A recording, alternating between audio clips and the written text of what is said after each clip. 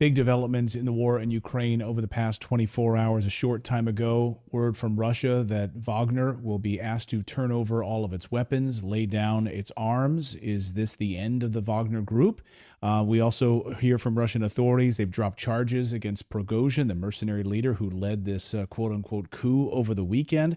And German state media over the past 24 hours reporting claiming peace talks could begin as early as next month, that global leaders met secretly in Copenhagen and they're on board with peace talks. So to make sense of all of this, former UN Weapons Inspector Scott Ritter joins us now. Scott, thanks for coming back to the show. Let's, I guess, start with Prigozhin and this news of Wagner. Are they done?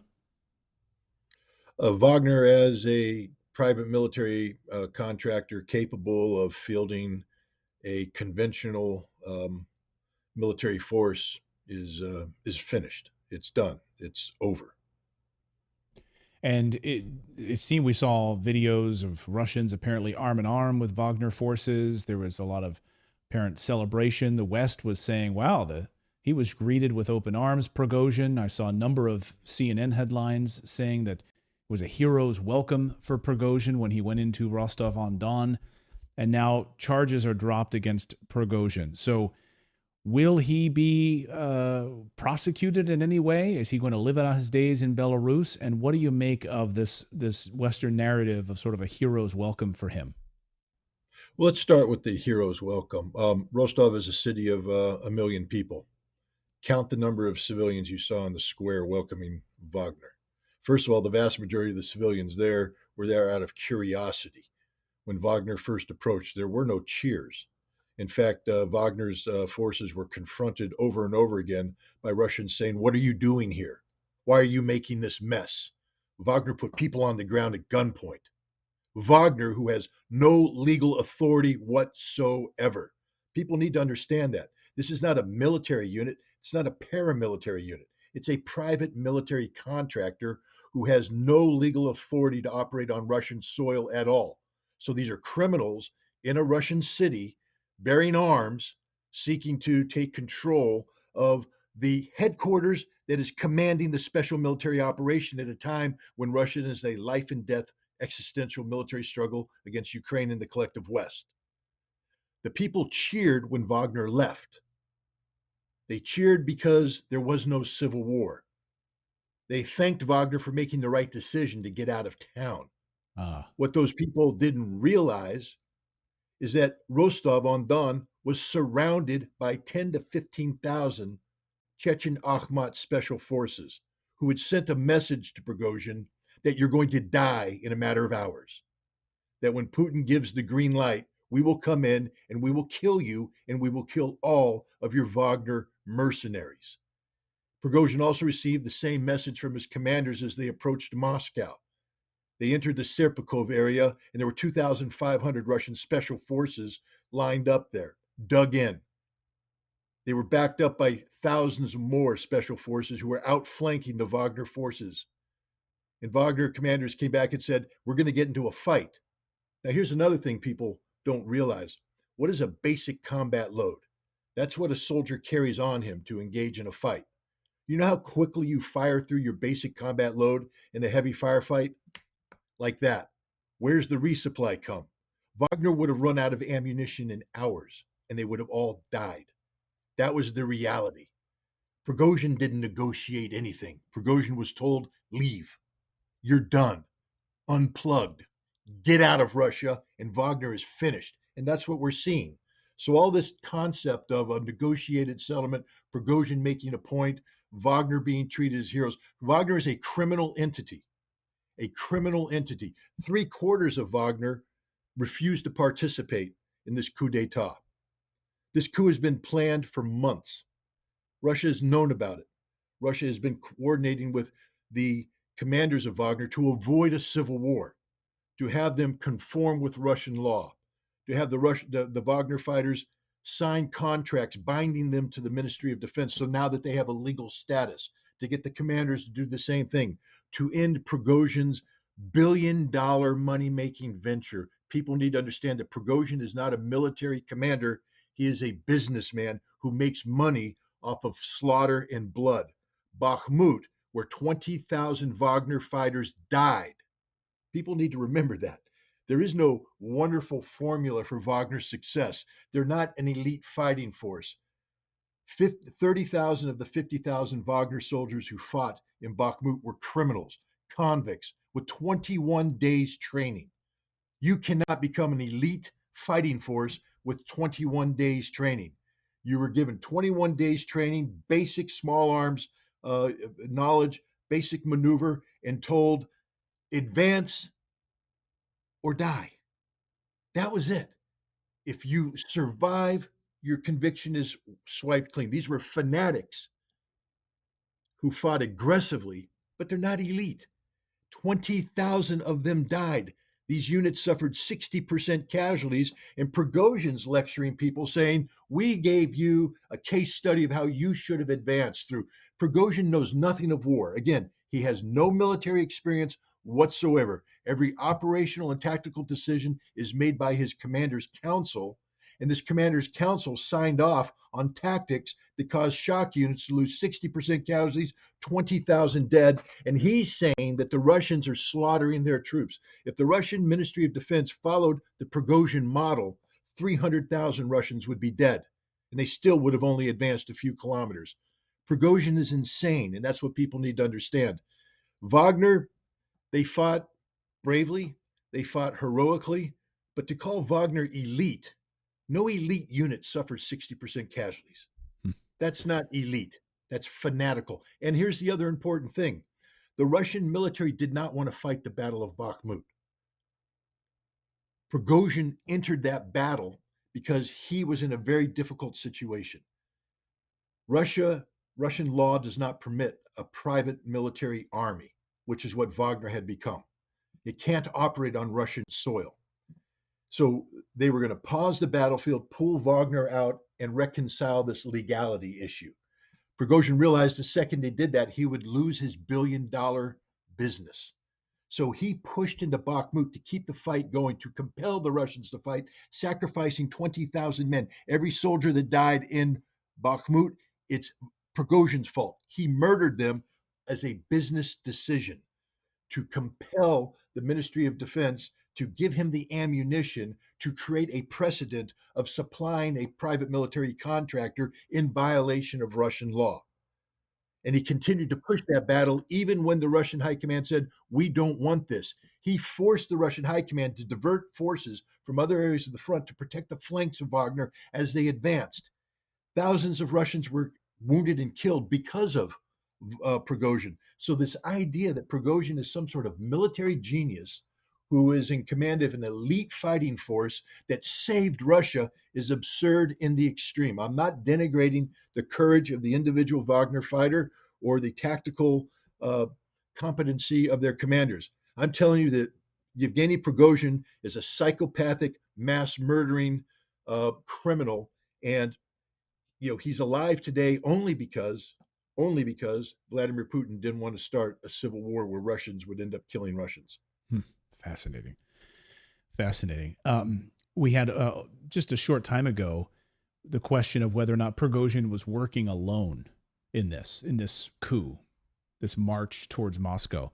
Rostislav Ayshenko, political scientist, Russian political scientist, says it's not likely that he was working alone. The amount of organization in order to move on this would have required some kind of support from within Russia, perhaps from the capital, from the Kremlin in some capacity. Do you buy that analysis? Do you think he was working with other people, or he was working alone in this decision? No, I mean that's an absurdity, frankly speaking. Wagner had become a massive enterprise. Again, by the time they withdrew, 25,000 troops. That's a significant force with tanks, artillery, aircraft. They didn't need the Kremlin's help or the military's help to plot a coup. The help that Prigozhin got was from his military command council. But here's the rub. See, Prigozhin's thinking about a coup had been known to everybody. Everybody.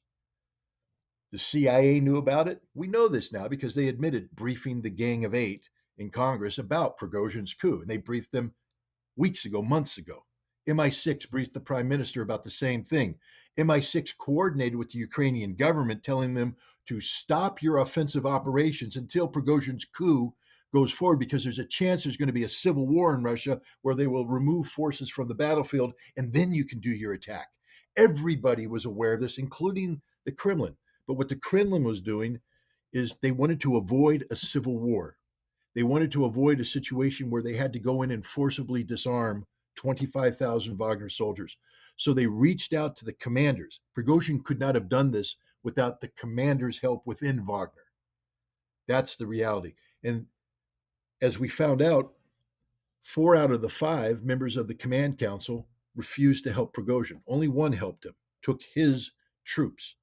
But the rest of Wagner stayed in the barracks, refused to participate. And even the troops that went in, the majority of them were misled. They were told that they were going to secure the border against Ukrainian attacks.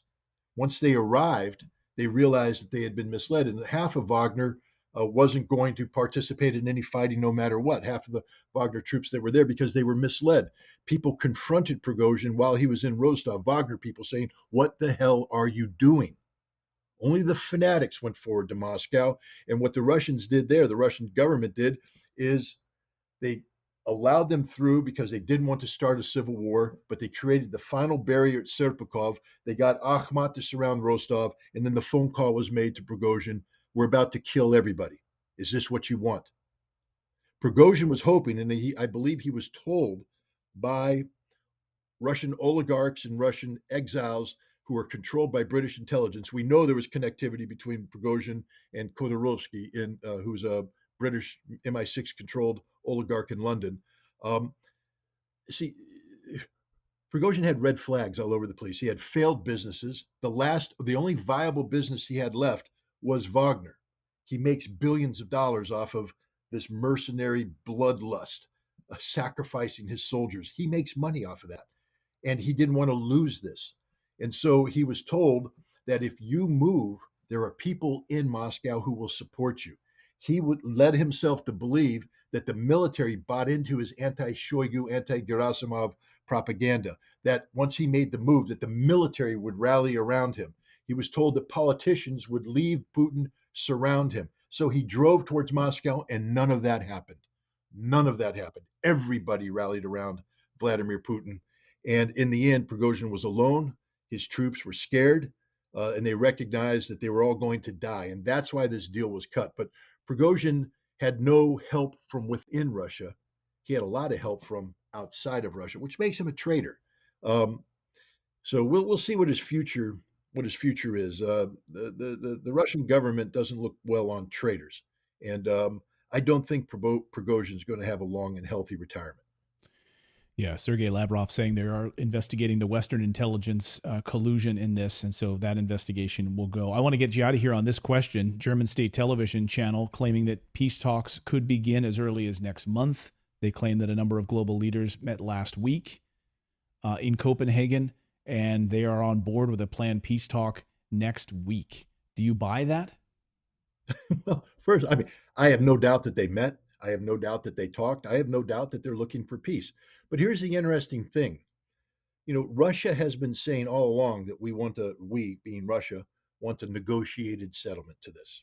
I mean, Right. and Russia has actively been pursuing this. It's been rejected all along by the West. The West has rejected it. Why? Because the West was operating under the assumption that Ukraine was going to win this war, that Ukraine was going to put pressure, that we need to give Ukraine a chance to get a dominating posture militarily so that Russia will make numerous concessions. That isn't going to happen. So now suddenly they're saying we believe in negotiations Right. at a time when Russia's winning and prevailing. You know who wasn't in Copenhagen talking about negotiations? The Russians. Hmm. The Russians aren't going to play this game. Right. Russia has a military objective of the defeat of the Ukrainian army, strategic defeat of the Ukrainian army. That's demilitarization. They have a political objective of denazification and permanent neutrality for Ukraine. And the only negotiation is when Ukraine agrees to all these terms. So until which time the Copenhagen group are willing to say Russia has won the war and Ukraine must concede all of this, they're just talking to themselves. It's literally a self-licking ice cream cone where all these people sit around and enjoy their own company. But Russia wasn't there, and Russia is the only vote that counts at this point in time. The only vote, because they have thrown away any leverage they might have had with Russia a long time ago by insisting on pursuing this war. Now that they've doubled in, they put all their chips in. Russia's mobilized. Russia's ready to win. They want to negotiate away Russia's victory. Russia will never go for this. Yeah, and of course, Vladimir Putin 2 weeks ago at the Africa summit, or the St. Petersburg summit, holding up the peace agreement that was signed by the Ukrainians and thrown in the trash. And the peace agreement signed by the Ukrainians, but remember, Minsk wasn't signed by the Ukrainians because Angela Merkel and Francois Hollande, the German and French leaders who promised their support, were now saying it was all a sham. We lied to Putin. We misled Putin. So who is Putin supposed to believe? Are Ukrainian government that can sign a deal and walk away from it, always saying that we always lie to Russia, that we only negotiate to get an advantage, to buy time? A European community that wants the strategic defeat of Russia has shown a proclivity in the past to lie about diplomatic arrangements, negotiated settlements, to buy time, to gain strength. And now they're going to come to Putin and say, we want a negotiated settlement. To do what? To buy time, to gain strength at a time when Russia's winning? Putin said about 2014, he regrets not destroying the Ukrainian army at that time when he had them surrounded. He could have destroyed them. He said it was his biggest mistake.